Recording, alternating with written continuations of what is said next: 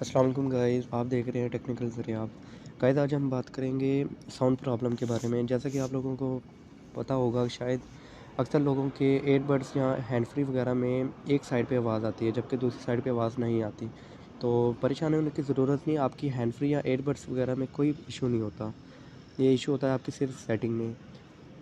इसके लिए आपको सिंपली कुछ नहीं करना, बस आपको अपनी सेटिंग में जाना है और इधर आपको स्क्रॉल डाउन करना है, नीचे आना है। नीचे आने के बाद आपको इधर एक्सेसिबिलिटी या स्पेशल फंक्शन ढूंढना है। जैसे आपको मिले उसको प्रेस करें। प्रेस करने के बाद एक्सेसिबिलिटी पे आए, इसको प्रेस करें।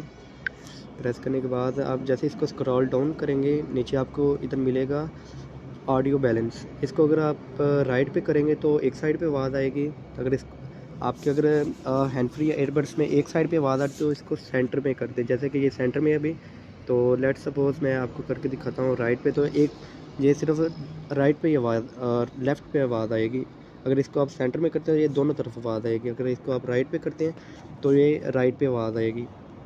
इसको आपने सेट करना है। तो आप अगर आपने एक साइड पे आवाज़ चाहिए तो आप इसको राइट पे रखें या लेफ़्ट पे रखें, वो आपकी अपनी मर्ज़ी है। अगर आपने चाहते कि आपकी आवाज़ दोनों साइड पे आए तो इसको सिंपली दरमियान में रखें। अल्लाह हाफ़िज़।